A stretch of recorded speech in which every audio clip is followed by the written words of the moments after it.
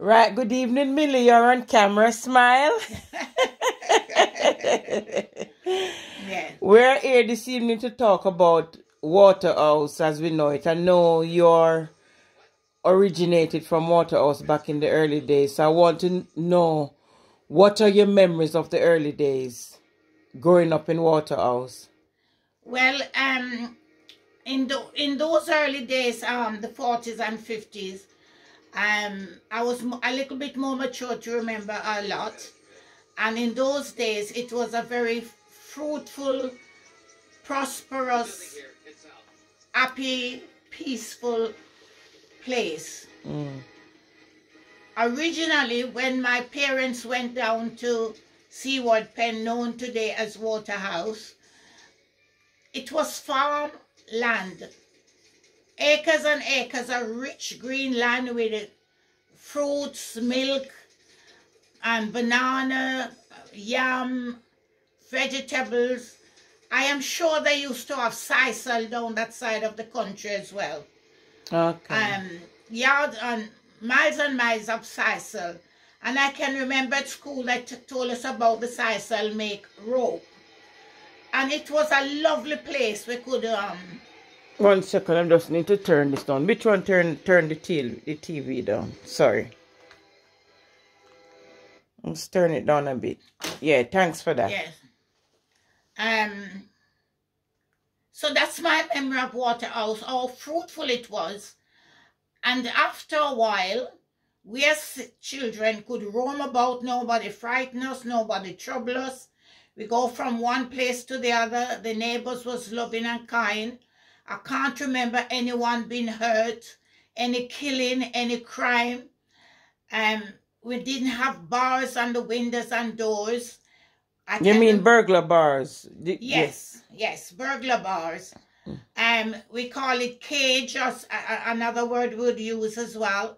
It's later on, when I went back to visit my parents, I see those things there. And then I can remember my dad telling me, oh, out there has changed.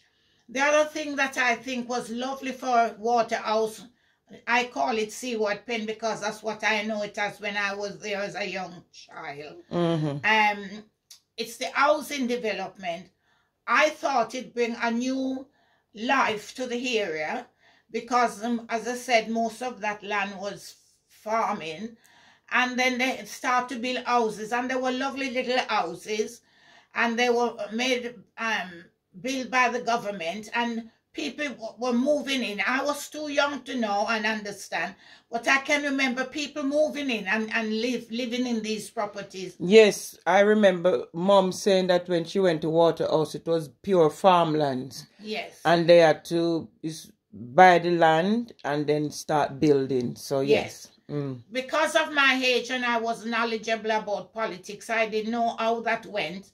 But as a young person, I was excited to see the development which make the place look like a home and a country. Farming is good, the green land are good, but people need somewhere to live, and that makes sense to me. And what I can remember, people had more love and respect and dignity and pride. When I was there as a young girl, people were more compassionate.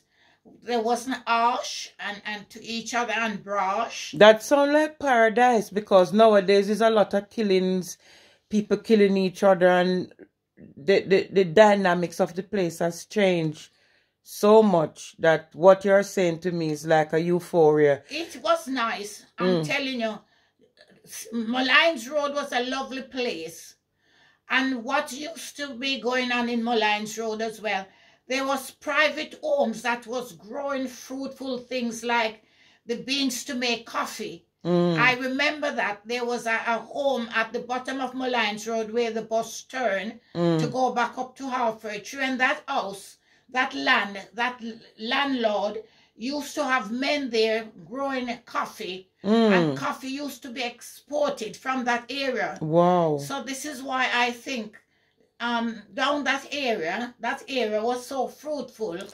and lovely, and people really appreciated that place. So if Jamaica was that lovely, why did so many people were leaving Jamaica? Including myself. Well, because there was no industry.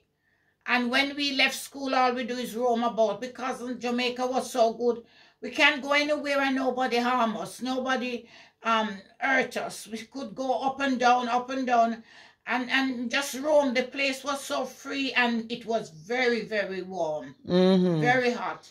And what happened, immigration opened up. A lot of people didn't want to leave Jamaica because a lot of people had lovely homes. They expanded these houses that the government were building. Yeah. Moreover, some of them had land inherited and homes that were nice, decent homes. Not little touches, very nice homes. But because there were no industry, no work, people emigrated when immigration opened up to England. Yeah. And we believe England was the mother country. We all, like me, I traveled on a British passport to come here. England was free and open and accept us. Okay. People like me in the 1950s traveled freely. We didn't have no immigration issues, no trouble. And I can remember when I came to England, actually a job was prepared for me, because I went to this center and they talk and like chat with you and ask questions, what you used to do, what you like.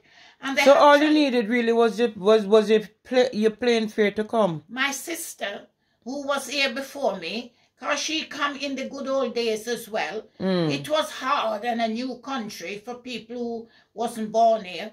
But she sent for me as a younger sister. Okay. So when I came to England, I didn't have no problem. I was cared for. After a week I was here, I was in a job.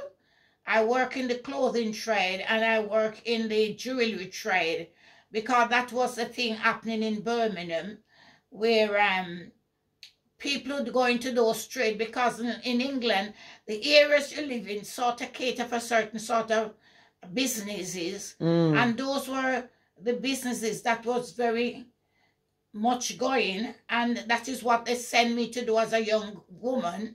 Because in England at 21, you're really a young woman.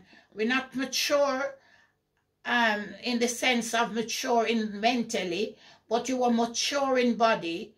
So they put you like girls like me with other teenagers, English girls or English people, to work. So did you miss Jamaica back in those early days when you came? It was strange. I must admit, it was strange, because we didn't know what it is to have cold and snow and frost and ice and fog.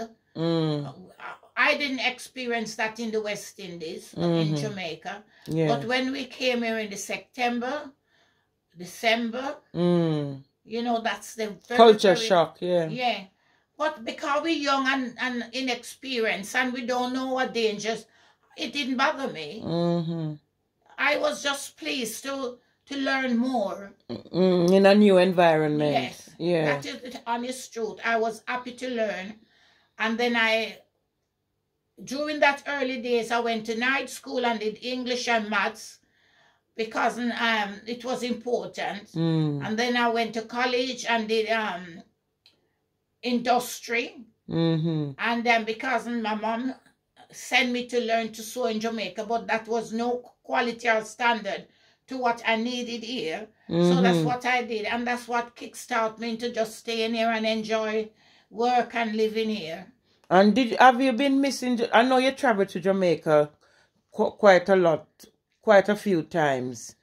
Yeah. And you've got your family out there. Your dad was there, Mr. Foster. I remember Mr. Foster, a very big property there, because I remember there was a bar that we call a pub. Mr. Belly and his wife, Miss Cynthia, used to run that pub. Then you have the dry cleaners. So your family property was is a very big property. Yes, it's a nice piece of land, yeah. On Balcom Drive there. And that to me spelled like progress and prosperity, to know that you come from that background where your parents work so hard. You say your dad used to ride a bicycle? Yes, he used to work at Up Park Camp, and he used to ride his bicycle to work. Well, when we used to live at Oak Road, my father was the agent of 4 Providence Pen Lane. I never forget it. We spent years and years there. I was too young to know when we started and when we left. But I think I left about 13, 14 when he moved down to Waterhouse or SEAWARD Pen.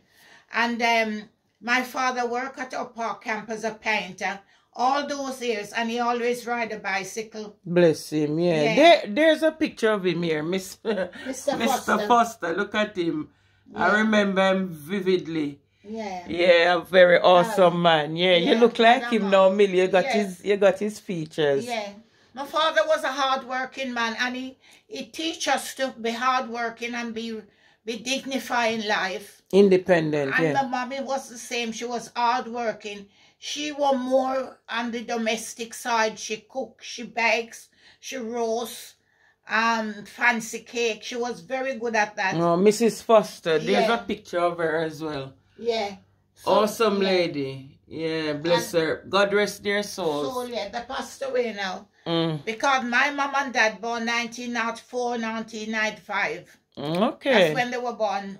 One born 1905, I think my dad and my mom born 1904. So they live a good life, not long as what 20 years before my mom, 24 years before mom. You see, my mother born 1928. So it just got to show that when you moved down to Malines Road, how young your mother was. Yeah. And you was a little Balcom Drive. It's Balcom Drive. Yes, Balcom Drive. And you was a little toddler. Yeah. It's a blessing. I think it's good experience. I am only sorry to see that there is no love in Jamaica in the sense of the killing and the hate and the brashness and the harshness. I would love to know that peace and prosperity and security and peace go back to that era, and I wonder when will that ever happen. That is awesome, because you mentioned something earlier about when you're growing up in Jamaica, and if any adults saw you loitering, they would send you home to your parents. Oh, yes. And did you talk back to them, or was rude? No, if you couldn't talk back to them, because they would like to belt you, give you a little slap. And if they slap you and you told your parents, what would happen? You get more on top. Oh, so this is why I said respect was the norm. Yeah. We had to have respect, and we are doing anything outside. Those people, those strangers, those neighbors would scold you. And we can't go home and tell our mom anything or with dad, because they think we were really naughty. Yeah. And as I said, that is the norm of what Jamaica was That like. was a bit of how it was like when we were growing up. If anybody... we were doing anything naughty and we saw them, we had to stop. Otherwise, they would say, but no, me a girl that. Yes, yes. What you doing so far? Yes. Go home and find something to do. Yes. Yeah, and they would say it in the patois, wouldn't they? Yeah. Yeah. I know me a girl that. Yeah. Go on to your yard. Yes. Before, they threaten to eat you or they slap you. Yeah, they threaten to and you had to run home. Yes. Oh. So Jamaica is a lovely place. It's a lovely country. God bless that island. But I wish the people would turn to God in love and kindness and peace, respect and dignify, and it would be a lovely place. Now, I've been here many times and had the privilege of going back, and that is what chased me back to England. I can't cope with the badness, the killing, the shooting, the insecurity, the fear. What a change. That is what frightened me why I'm in England from 1958 until now. Oh. If it was a place that you could go and feel rested, because we don't have money. It's not because we have money why we go back. We have to sacrifice a lot to get back to that island. Yeah. And people see you the wrong way. Yeah, they don't realize that even in the winter here, you have to have money for gas. We have to pay the bills. There's so much. It is not easy. No. And we are not embraced. It's just a minority of government workers, officials, dignitary, embrace people returning back to the island with respect and love and wish them peace and goodness. majority of people see it as if, oh, you know, these people are back. They're a target. Mm-hmm. And it's not true. We just want peace and rest. Yeah. You know, because now we miss our island. So say, how would you sum up your growing up years in Jamaica and compared to England? What do you remember best about growing up, school days or playtimes? Well, my parents always sent us to school. Mm. School was always important. And I don't know the quality, how good it was, because I was too young. But our parents did send us to school. Yeah. And send us to learn a trade. Okay. And school was always the norm. Yeah. There was school here is like the church. There used to be a church here, a church there, a church there. So it was compulsory. Yeah, there was always a little primary school for little children to go. Yeah. And learn the necessary steps in living and in learning. Yeah, elementary. That is a better word, yes. Yes. Because the school I used to remember going is Halfway Tree School. Okay. And I can remember walking from Hope Road, whole Hope Road, down to Halfway Tree to school. That's where I can remember we used to walk. Yeah. And then when my parents moved to SEAWARD, Penarmo Lines Road, or Waterhouse, I can't remember walking from down there to Halfway Tree. So I'm thinking I must have left school at about 14. Oh, so when you leave school at 14, you learn trade. Yes, and I remember coming to England, my sister put her rules and regulation down. Don't do this, don't do that, don't do this, don't do that. So when I came here, I went straight into college. Okay. I went to night school and then I went to college to do maths and English. I did industry, everything about clothing. Yeah. The sewing machine, how the industry work, how to make a garment, how to cut a garment, how to make the pattern, how to grade it, all the way up to a finished garment. That's awesome, Millie. I know you're an awesome dressmaker. Yeah. And we're just grateful to you because of you, many people, even like myself. Yeah. And your amazing grandson, we're thriving and doing well because of you. Yes. So we are always grateful Thank to you for that. Yes. as the breadwinner. Yes. And the one who you gave us that start in life. And whatever happens, whatever success life throws about, we have you to thank. So well, I think I get it from my parents. My father is always helping people, and I suppose that's where I get it from. I can remember my mom. I'm going to let you laugh now, but in the early days, I can remember there was a kerosene pan, and my mom is cooking for all those men who used to help with the farming and the planting and the digging at Mullines Road, SEAWARD, Penarmo Waterhouse. And they used to cook and the 4 stove, the stones. And my mom used to cook for those men. And they used to come and eat their lunch. It was really fun. Oh. And I think I got that from my father, sharing. Yeah, sharing is Sharing. caring. And then he used to plant a lot of corn and, you know, yam. And he used to burn the wood and make coal. And people come and get coal, you know, to cook. And I think I get it from my dad, always sharing. Bless you, yeah. Because in those early days, my father invited a lot of people to come down to Mullines Road, SEAWARD, Penarmo Waterhouse, to get a little piece of land to build a little house. Awesome, yeah. Yeah, my dad was like that. And my mom. Yeah. Yeah, she was always working with my dad. That to get ahead. Yeah. Yeah. Millie, that's awesome. I like hearing about the early days in Waterhouse because people perception of Waterhouse is a dangerous place. And see, you never hear that when I was there. Yeah. It was a green, prosperous, fresh place. Yeah.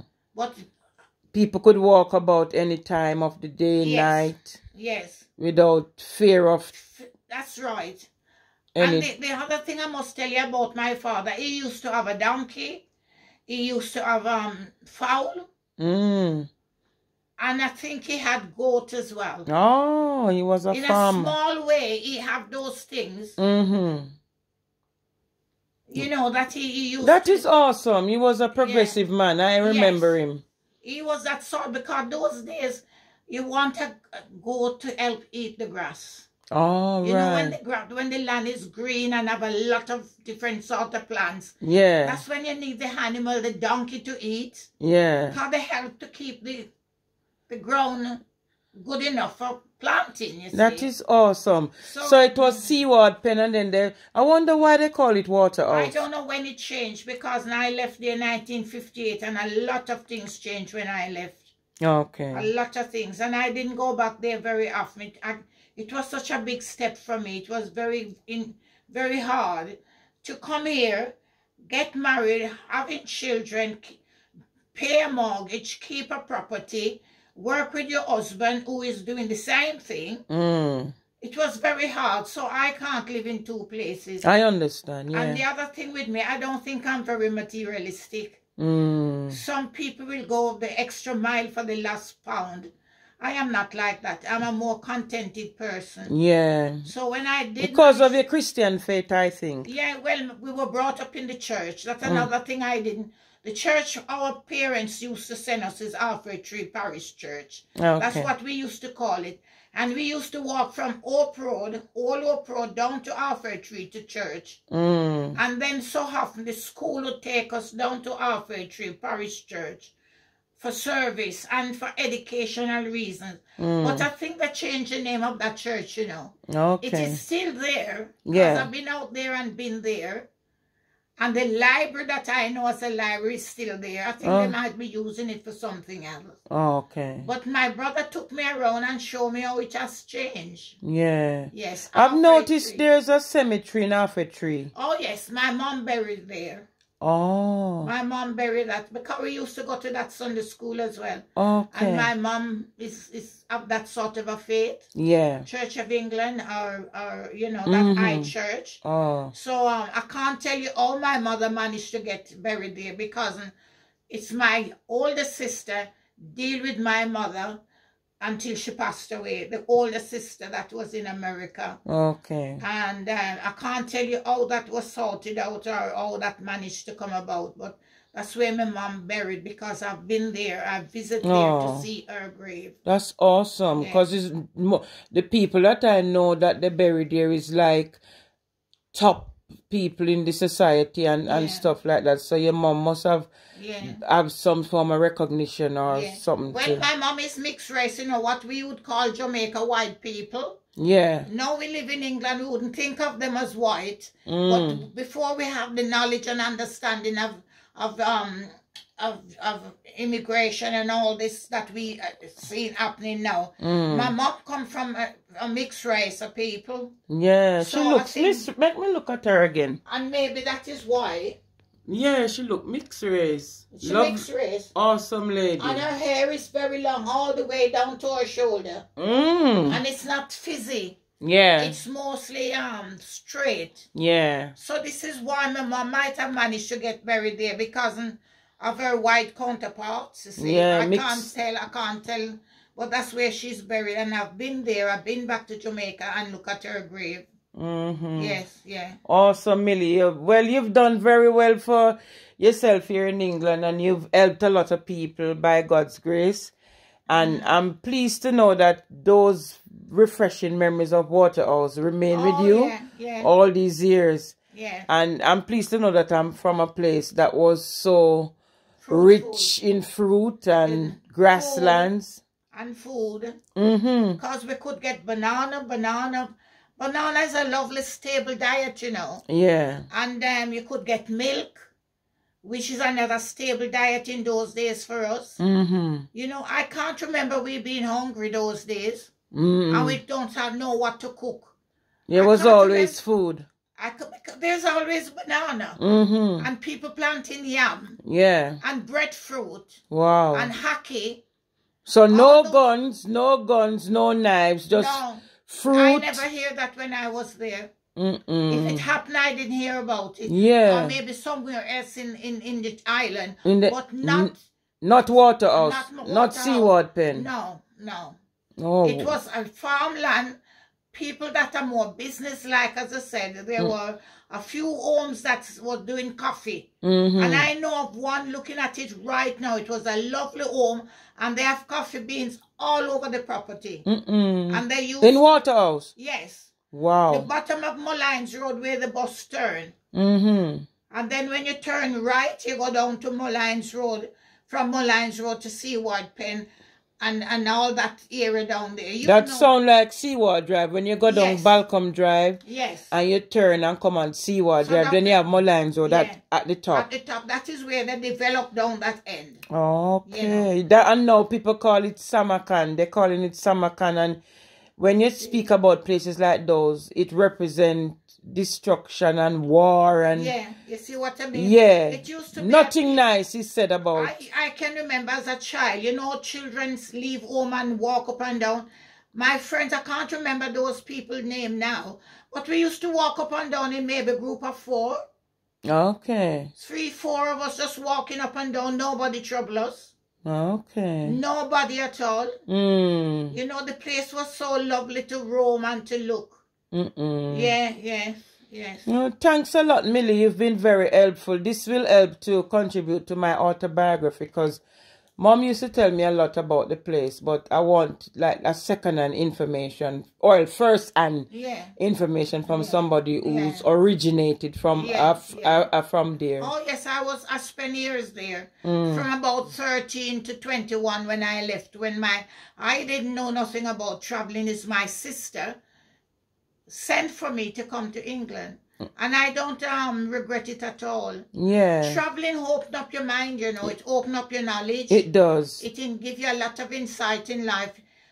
To travel and to meet different people, I think it's a great blessing. Broaden your horizons. Yes. That's awesome, Millie. God bless you and continue to make your notes and whatever. I hope it makes sense because it's the truth. Yes. Thank you. It's not putting on nothing. And as I said, the people that used to be there, they had a lot of respect for each other. Awesome. You never hear anything about violence or killing or people locking up the place and stealing the things. Oh, I can't remember hearing that. Well, I can't remember anybody stealing anything from my father. And he used to have chicken. Nobody trouble his chicken. My mom used to sleep with her door open and the windows open. I can remember even going up to my uncle that lived at 70. Can't remember the number. You mean Mr. Cook? Uncle Cook? My uncle. I used to go up to his house and just lie down at his doorway and sleep. You know the door is open. I sit there, would be talking to him and his wife, Miss Vera, and I fall off to sleep right there. Right opposite Wicket Avenue. I know where. And that's what all open it was. We could just lie there as children and have a little snooze. Wow. Nobody trouble us. Uncle wouldn't tell us, no, don't do that or anything. He was so comely and warm and entertaining. I remember a bit about it when there was no violence. No violence at all. It's a shame. So it must be the generations that follow. They come and change the dynamics of the place. Yes, I think so. And the other thing is, they didn't have the schooling and the industry that when they leave school, put them in the army. Put them into farming. And these younger children wouldn't turn out the way they do. It's not that they want to do it, but it's a compulsory. So they got no order in their lives, the parents, no sense of order. And the younger generation that was having these children, it's not my mom and dad because they're past childbearing age. It's like my generation that stay out there, that have the children that gone wild. Yes. So there should be a compulsory going into farming, going into industry, going into the army, you know, going So there was no morals. The morals went through the door and then they keep having these children and didn't teach them. Like scouts and brownies, put them into those things. It's a compulsory that they get some moral fiber into them. And some focus in life. And Jamaica would be a better place. That's what I think. Because I've seen it work abroad. Well, that's what they need to revisit. The older ones need to sort of, you know, inspire the younger ones to say, go to work instead of going around looking for guns to shoot people down. That should be a no-no. It should be banned. Yes. Jamaica don't have any forest and don't have any mountain and animals and wild beasts running around. What they're doing with gun? I know. They don't need it. There is no wild beasts running around anywhere. Shooting each other down. Imagine that. Yeah. And they can't give a life. They shouldn't take other people's life. Destructive. Now, if they were brought up to learn to go in the army and go and do farming and go and be a scout and, you know, do those things that put fiber in them and give them a focus, it wouldn't be happening. It wouldn't be happening. So they need a direction. They need some direction in their life, and they need a goal. Yeah, they need to set a goal and stick to it. Yes. Yes. All right, Millie, I hope when they listen to this interview, they will backtrack. It will help. Yes, backtrack and we'll... Yeah. And people will have some confidence that Jamaica wasn't all doom and gloom. Yes. It wasn't like that, and it shouldn't be like that, and it can change with prayer. Amen. And action. Yes. Positive action. Yes. With good role models. Amen. Yes. I think it will help to curb it. It will take time. But it will change. Awesome. Yes. Thank you very much, Millie. You've been very helpful. God bless. Yeah. Thank you. Well. Thank you.